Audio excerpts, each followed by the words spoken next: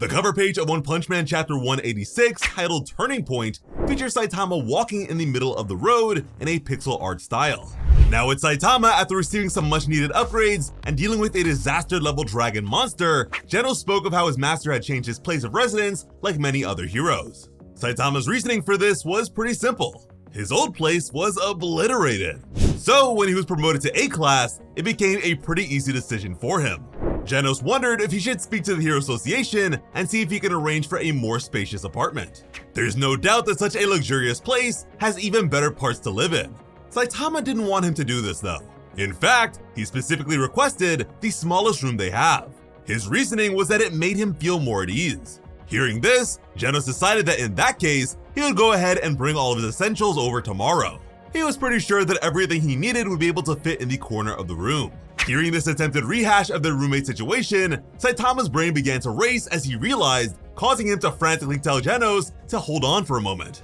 Saitama reminded Genos that this place was even smaller than the last one. He doubted there was enough room for the two of them to live together again. But Genos was quick to provide a solution. According to him, all he needed was a space to sit down. Placing himself in the same corner, he told his master to just imagine him as a sort of decoration if that makes things easier. But to Saitama, that was just really creepy. Genos would remind Saitama, however, that he is his disciple. Saitama would tell Genos that watching him go about his daily life wasn't going to teach him anything at all. To this, Genos pulled out a crazy long stack of notes and told Saitama that wasn't entirely accurate. Saitama hadn't even realized that Genos was still taking notes at all. Past this, Genos changed his subject and became a lot more serious. He wanted to ask his master for a big favor. He wondered if Saitama would be willing to have another sparring match with him. In real time, that happened in the manga almost 11 years ago. And surprisingly, Saitama agreed without any issue. After all, he was just thinking about heading out for a bit anyways. So all they needed to do was find a nice open space, just like the last time.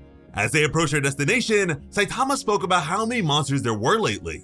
He figured it was easier to find a monster than it was to find a stag beetle at this point. Genos agreed with him, telling Saitama that he'd actually just gotten back from dealing with one earlier that same day.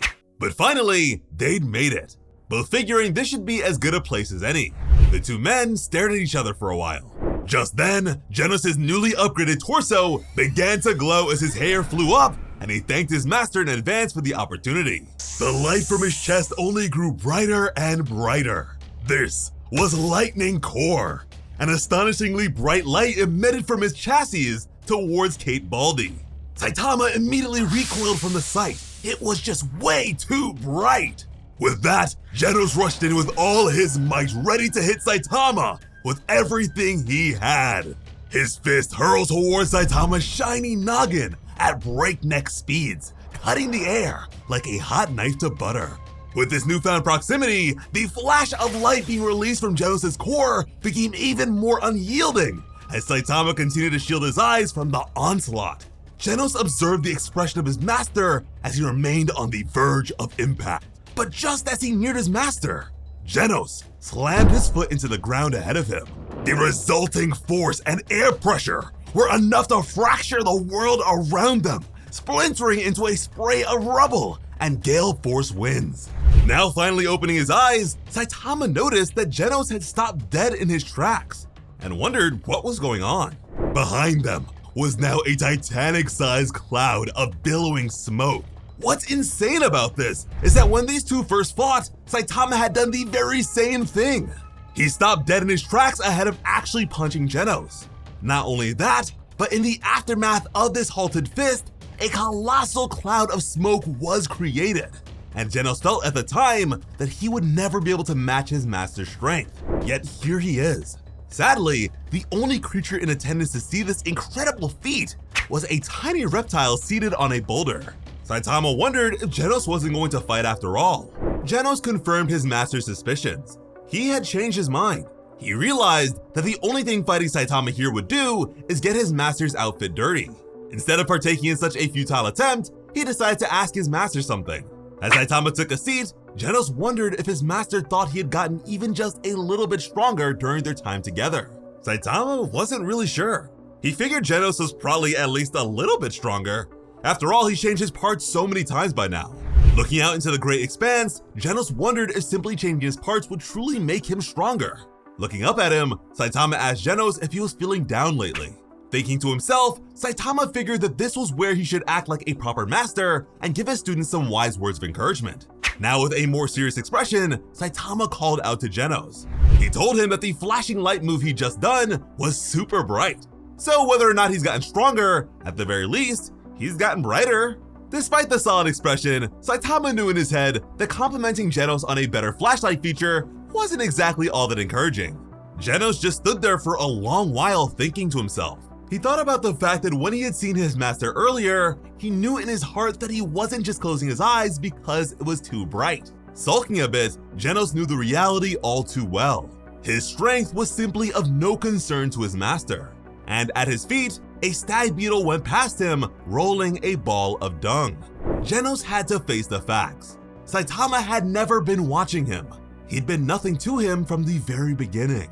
It had been over 2 months since he'd become his master's disciple, but he was sure that from Saitama's perspective, he hadn't grown at all.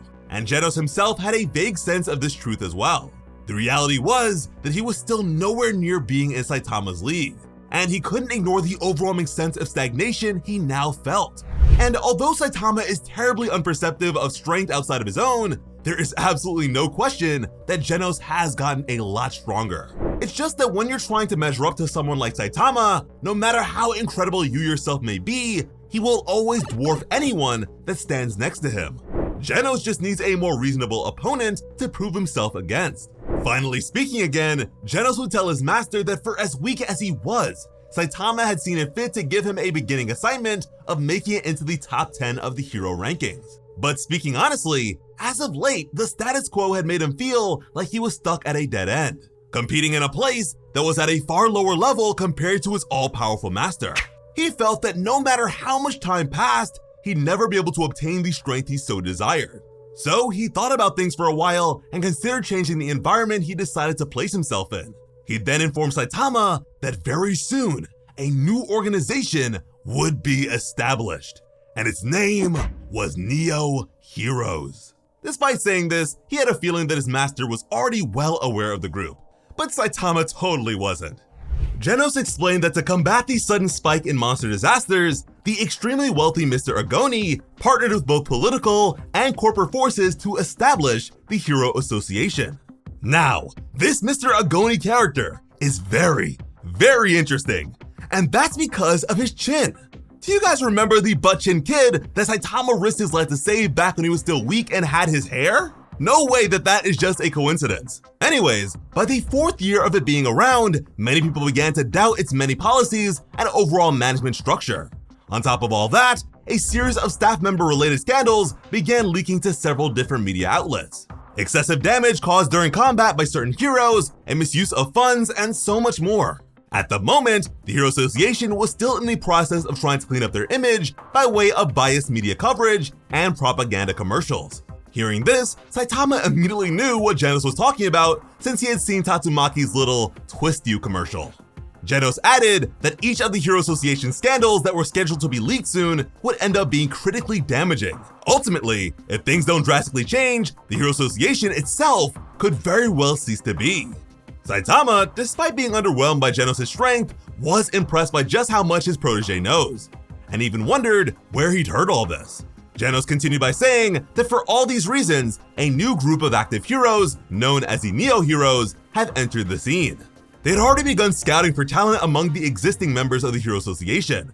They also seemed to have even greater anti-monster systems and compensation packages for heroes. They had even told him that they were taking into account the intelligence the Hero Association had gathered over the course of its existence, along with a keen awareness of all the mistakes it had made for the sake of strengthening and improving their own. Saitama wondered who the people that told Genos this were. Unsurprisingly, they were scouts for the Neo Heroes. Apparently, heroes connected to this new group refer to themselves as Neo Heroes instead of Pro Heroes. Not only that, but at the moment, the number of Neo Hero candidates was currently over 2,000, which was huge compared to the Hero Association's mere 600. The Neo Heroes had reached out to each and every top tier pro hero in the association, and Genos believed that even some of the S-Class will be making the transition. With this, 3 strong candidates come to mind. First, there's Child Emperor. He's been severely disillusioned by the association's many cover-ups and greedy practices. So much so that he even re-established contact with Monster Chick Man for additional information. He's also not really on good terms with their lead tech developer, Metal Knight. His contributions to such a group would no doubt be substantial. Dried Knight is another hero that is very distrusting of not only the Hero Association, but Metal Knight as well. He's of the firm belief that Dr. Beaufoy is an inhuman, evil genius that is hell-bent on world domination. Lastly, there's Super Alloy Darkshine. After being absolutely disgraced by Garo, he hasn't been the same since. Not really sure what an employment shift like this would do for his mental struggles, but it's all too likely that it'll happen. Saitama, meanwhile, was annoyed by the fact that he wasn't approached like the others. Genos added that the Neo Heroes also plan on securing several strong heroes who were a complete mystery to the public.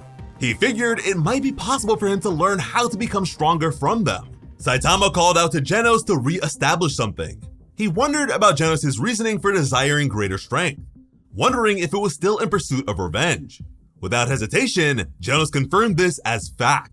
He needed to destroy the rampaging cyborg, the one whose true identity was still unknown but took everything from him 4 years ago. Saitama wondered if Genos was sure this rampaging cyborg was even still alive. It was possible that someone might have destroyed them already. With his eye ominously glowing, Genos expressed that he had been unable to confirm any information about this among the data obtained since the Hero Association was founded, but there was some records of an incident from the same time period that detailed the existence of an especially vicious monster. Saitama looked at Genos again, this time wondering if maybe it wasn't a pro hero that had taken it down, but him. What if Saitama killed it? Genos was unfazed. The rampaging cyborg was extraordinarily powerful. Saitama of all people may have been able to take it down, but if he had fought against it, Genos was sure that it would undoubtedly remain in his master's memory as an especially powerful foe. Saitama wasn't so sure about that. He could barely remember any of the monsters he'd killed. He'd asked Genos if he believes he can take his enemy down if he were to face him now. Genos wasn't sure, but if he ever does find him, when that happens, he would be sure to win. Genos began to flare up with the flames of vengeance behind him, and it was for this reason that he was thinking about making the move over to the Neo Heroes. Saitama acknowledged Genos' desire and wished him luck. To this, Genos would express that the Neo Heroes actually wanted to know if he could introduce them to anyone he found to be especially capable. Genos wondered that if Saitama wasn't overly attached to the association, would he be willing to make the transfer with him? Saitama remained silent for a bit. Genos would sweeten the deal by saying that his endorsement would likely mean a lot to them. Not only that, but the association didn't seem to value his master all that highly. So he wondered what Saitama thought. Saitama was still silent. But then, he finally admitted that he's not interested at all. It would be too much effort. And like the loyal follower he is, Genos decided that in that case, he wouldn't do it either. So Saitama and Genos will remain with the sinking ship that is the Hero Association. As always, I am Slice of Otaku. Thank you all so much for watching and have an awesome day. I love you.